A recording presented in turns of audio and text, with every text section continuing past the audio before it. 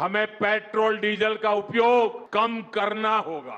कम से कम 1 साल के लिए हमें विदेशों में जाने की बातों को टालना चाहिए कि साल भर तक हम सोने के गहने नहीं खरीदेंगे। अगर हम तेल खाना कम करें ना तो भी वो देशभक्ति का बहुत बड़ा काम है। नमस्कार, जिग्री टक्समा तपाईलाई स्वागत छ।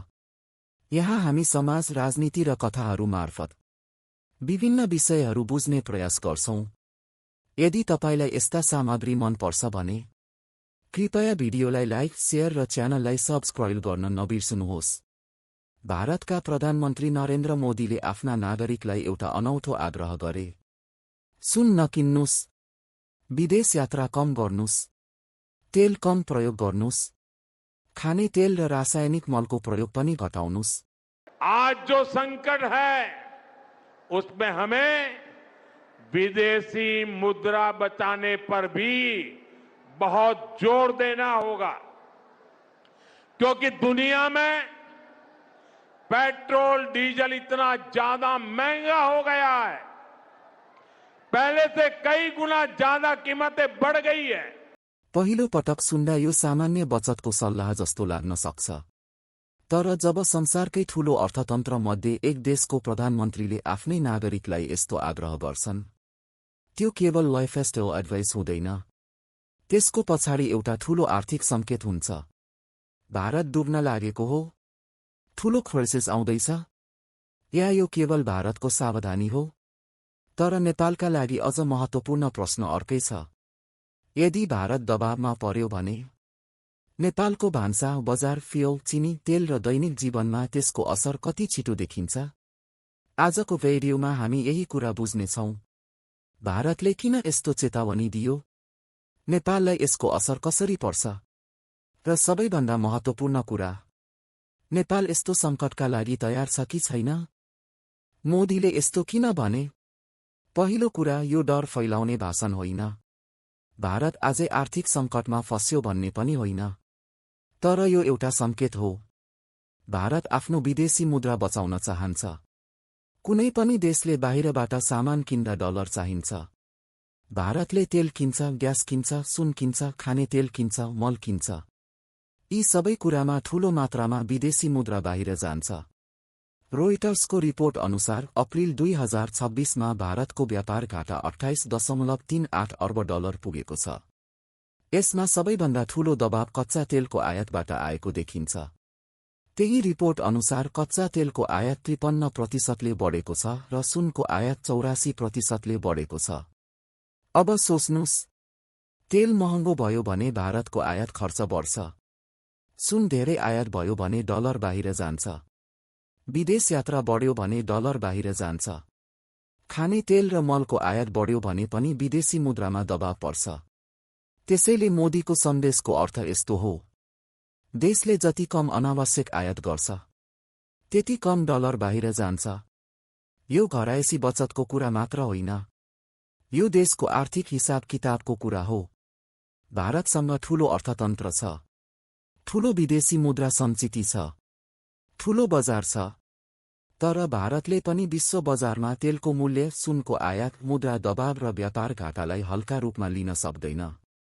त्यसैले मोदीले जनतालाई भनिरहेका छन्, इन्धन बचाऊ, सुन किन्न कम गर, अनावश्यक विदेश यात्रा घटाऊ, खाने तेल कम प्रयोग गर, मलको प्रयोग सोचेर गर। यो सुन्दा व्यक्तिगत सल्लाह जस्तो लाग्छ, तर यसको पछाडि राष्ट्रिय आर्थिक दबाव छ।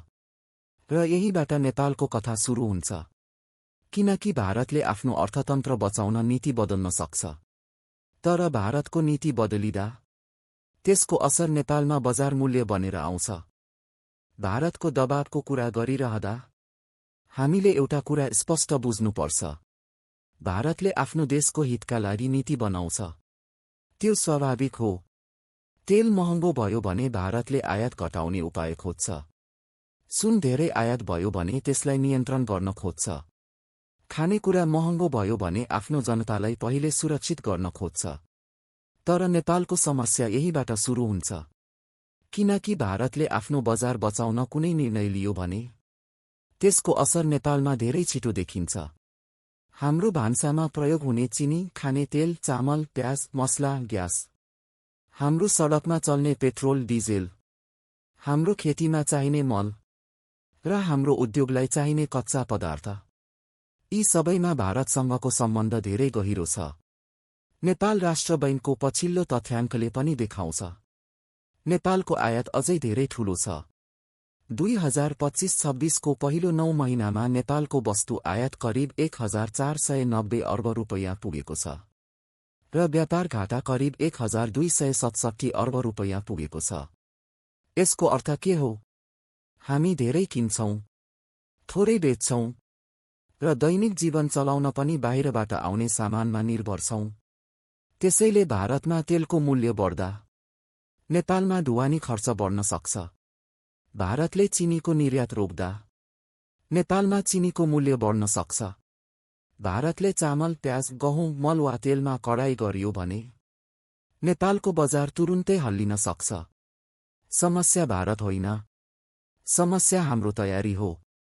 भारतले आफ्नो ढोका पहिले आफ्नो नागरिकका लागि खोल्छ। तर प्रश्न यो हो, भारतले ढोका आधा बन्द गर्दा नेपालसँग अर्को बाटो छ कि छैन? यहीमै नेपालको वास्तविक जोखिम हो। अब यो कुरा चिनीको उदाहरणबाट बुझौं। भारतले हालै कच्चा चिनी, सेतो चिनी र प्रशोधित चिनीको निर्यातमा रोक लगाएको छ। यो रोक सेप्टेम्बर 30, 2026 सम्मका लागि हो वा भारत सरकारले अर्को सूचना नदिएसम्म जारी रहन सक्छ। भारतले किन यस्तो गर्यो? कारण सरल छ। भारत आफ्नो घरेलु बजारमा चिनीको मूल्य नियन्त्रण गर्न चाहन्छ। आफ्नो देशभित्र आपूर्ति सुरक्षित राख्न चाहन्छ।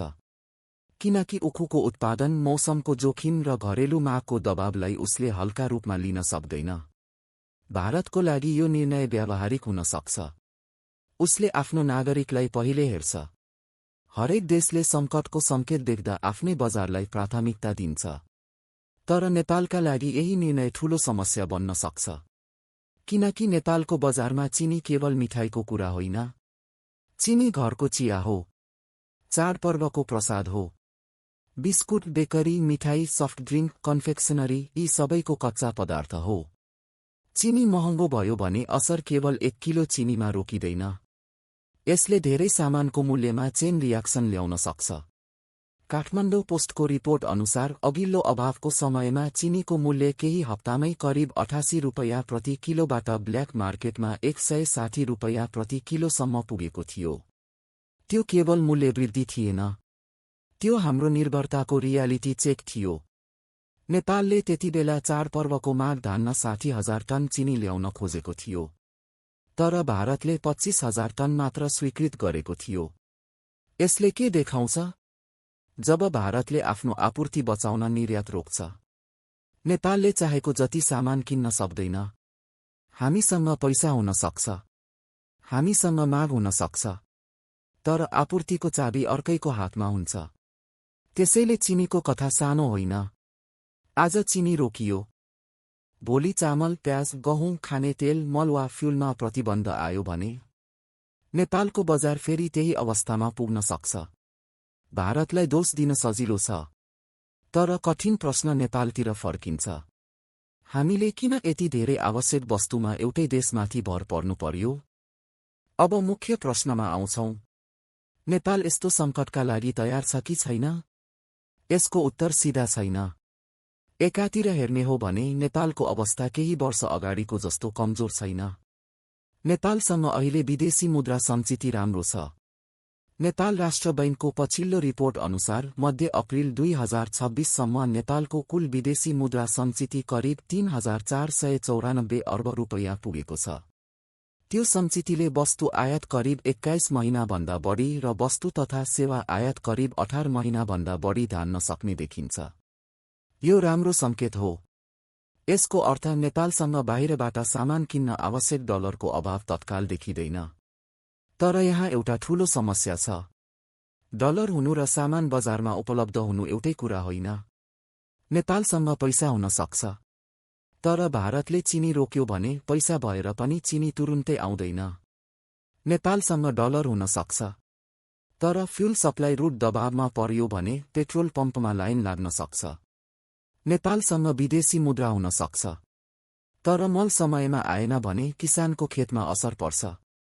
त्यसैले नेपालको कमजोरी विदेशी मुद्रा मात्र होइन, हाम्रो कमजोरी हो सप्लाई तयारी।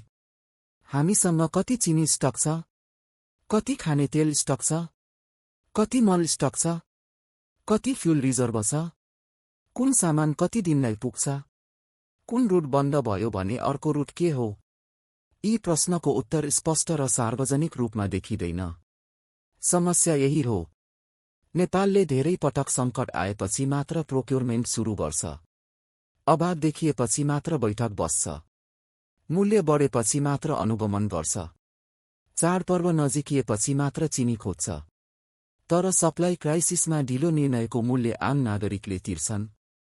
हिमालयन टाइम्सको रिपोर्ट अनुसार भारतको चिनी निर्यात रोकले नेपालमा तत्काल ठूलो अभाव नल्याउन सक्छ, तर चाडपर्वको समयमा माग बढ्दा दबाव बढ्न सक्छ। यही कुरा महत्त्वपूर्ण छ। सङ्कट सबै एकै दिनमा आउँदैन। पहिले सङ्केत आउँछ, त्यसपछि बजारमा हल्ला आउँछ, त्यसपछि होर्डिङ सुरु हुन्छ, अनि मूल्य आम मानिसको हातबाट बाहिर जान थाल्छ। त्यसैले प्रश्न नेपालसँग पैसा छ कि छैन मात्र होइन, प्रश्न हो नेपालसँग तयारी छ कि छैन। नेपालसँग रिजर्भ छ, तर रिजर्भ भन्दा पनि ठूलो कुरा हो प्लानिङ। नेपालसँग पैसा छ, तर पैसा भन्दा पनि जरुरी कुरा हो सप्लाई सेक्युरिटी। र अहिलेको कठोर सत्य यही हो, नेपालसँग विदेशी मुद्रा सञ्चित बलियो देखिन्छ, तर आवश्यक वस्तुमा सप्लाई सेक्युरिटी अझै कमजोर देखिन्छ। अब प्रश्न उठ्छ, नेपालले अब के गर्नुपर्छ? पहिलो कुरा, भारतलाई दोष दिएर मात्र नेपाल सुरक्षित हुँदैन। भारतले आफ्नो नागरिकलाई पहिले हेर्छ। उसले आफ्नो बजार, आफ्नो किसान, आफ्नो उपभोक्ता र आफ्नो मूल्य नियन्त्रणलाई प्राथमिकता दिन्छ। त्यो भारतको राष्ट्रिय हित हो। तर नेपालको राष्ट्रिय हित के हो? नेपालले अब भावनात्मक प्रतिक्रिया होइन, व्यावहारिक तयारी गर्नुपर्छ। सबैभन्दा पहिले सरकारले आवश्यक वस्तुको रियल टाइम स्टक मोनिटरिङ गर्नुपर्छ। चिनी कति छ, चामल कति छ, खाने तेल कति छ, मल कति छ, फ्युल कति दिनलाई पुग्छ, एलपी ग्यास कति दिनलाई पुग्छ। यी कुरा सङ्कट आएपछि होइन, सङ्कट आउनु अघि थाहा हुनुपर्छ। दोस्रो, नेपालसँग आवश्यक वस्तुको बफर स्टक हुनुपर्छ। चाडपर्व आउनुभन्दा 2 हप्ता अगाडि चिनी खोज्ने होइन, अभाव सुरु भएपछि मल खोज्ने होइन, लाइन लाग्न थालेपछि ग्यासको बैठक बस्ने होइन। सङ्कट आउनु अघि नै सरकारसँग कम्तीमा केही महिनाको आवश्यक वस्तुको सुरक्षित स्टक हुनुपर्छ। तेस्रो, भारतसँग इमर्जेन्सी कोटा एग्रिमेन्ट चाहिन्छ। भारतले निर्यात रोक्दा पनि नेपाल जस्तो सानो र ल्यान्डलक्ड देशका लागि न्यूनतम सप्लाई खुला रहने व्यवस्था हुनुपर्छ। यो सम्बन्ध बिगार्ने कुरा होइन, यो सम्बन्धलाई अझ व्यवस्थित बनाउने कुरा हो। चौथो, नेपालले वैकल्पिक आयात स्रोत खोज्नुपर्छ। चिनीका लागि भारत मात्र होइन, अरू देशको विकल्प के हो? खाने तेलका लागि अर्को स्रोत के हो? मलका लागि दीर्घकालीन सम्झौता कहाँ गर्न सकिन्छ? र फ्युलका लागि सप्लाई रुट कति सुरक्षित छ? यदि एउटा बाटो बन्द भयो भने अर्को बाटो के हो? यो प्रश्नको उत्तर सरकारसँग पहिले नै हुनुपर्छ। पाँचौं, होर्डिङ र ब्ल्याक मार्केट नियन्त्रण गर्नुपर्छ। सङ्कटमा अभावले मात्र मूल्य बढाउँदैन, डरले पनि मूल्य बढाउँछ, हल्लाले पनि मूल्य बढाउँछ। केही व्यापारीले स्टक लुकाए भने बजार झन बिग्रिन्छ। त्यसैले सरकारको कम्युनिकेसन स्पष्ट हुनुपर्छ। कुन सामान कति छ, कति आउँदैछ र मूल्य कति हुनुपर्छ, यो कुरा जनतालाई समयमै भन्नुपर्छ। छैटौं, दीर्घकालीन रूपमा नेपालले आफ्नो निर्भरता घटाउनुपर्छ। चिनीमा डोमेस्टिक प्रोडक्सन बलियो बनाउनुपर्छ। किसानलाई उखुको भुक्तानी समयमै दिनुपर्छ। खाने तेलका लागि आयलसीड खेती बढाउनुपर्छ। मलका लागि दीर्घकालीन प्रोक्योरमेन्ट सिस्टम बनाउनुपर्छ। र सबैभन्दा महत्त्वपूर्ण कुरा, फ्युल र एलपी ग्यासमा निर्भरता घटाउनुपर्छ। नेपालसँग जलविद्युत छ, त्यसैले electric cooking, induction, electric public transport र इलेक्ट्रिक भेहिकललाई नारा होइन, राष्ट्रिय सुरक्षा नीतिको रूपमा हेर्नुपर्छ। किनकि आयातित फ्युल घट्यो भने मात्र हाम्रो विदेशी मुद्रा बच्दैन। हाम्रो सङ्कटसँग लड्ने शक्ति पनि बढ्छ। त्यसैले यो भिडियोको सार यही हो। भारतले आफ्नो तयारी गरिरहेको छ। नेपालले पनि अब आफ्नो तयारी गर्नुपर्छ। भारतलाई दोष दिन सजिलो छ, तर नेपाललाई सुरक्षित बनाउने जिम्मेवारी नेपालकै हो। भारतले आफ्ना नागरिकलाई बचत गर्न भन्यो, सुन कम किन्न भन्यो, विदेश यात्रा घटाउन भन्यो, तेल, खाने तेल र मलको प्रयोग सोचेर गर्न भन्यो। पहिलो नजरमा यो भारतको आन्तरिक कुरा जस्तो देखिन्छ, तर नेपालका लागि यो एउटा गहिरो सङ्केत हो। किनकि सङ्कट भारतमा सुरु भयो भने पनि त्यसको असर नेपालको बजारमा देखिन सक्छ। भारतले आफ्नो लागि निर्णय गर्छ, त्यो स्वाभाविक हो, तर नेपालले अब आफ्नै लागि तयारी गर्नुपर्छ। हामीले भारतलाई दोष दिनु अघि आफ्नो निर्भरता हेर्नुपर्छ। हामीले मूल्य बढेपछि मात्र होइन, मूल्य बढ्नु अघि सोच्नुपर्छ। हामीले अभाव सुरु भएपछि मात्र होइन, अभाव आउनु अघि तयारी गर्नुपर्छ। आज चिनीको कुरा छ, भोलि तेल, मल, ग्यास, चामल वा फ्युलको कुरा हुन सक्छ। त्यसैले प्रश्न भारतले के गर्छ भन्ने मात्र होइन, सबैभन्दा ठूलो प्रश्न हो, नेपालसँग आफ्नो तयारी छ कि छैन? भारतको चेतावनी, नेपालको निर्भरताको परीक्षा हो। आजको लागि यति नै। यदि तपाईलाई यो विषय महत्त्वपूर्ण लाग्छ भने तपाईको धारणा कमेन्टमा लेख्नुहोस्। नेपाल यस्तो सङ्कटका लागि तयार छ कि छैन? तपाईलाई के लाग्छ? यस्तै गम्भीर र सोच्नुपर्ने विषय लिएर फेरि भेटौँला जिग्री टक्समा। धन्यवाद।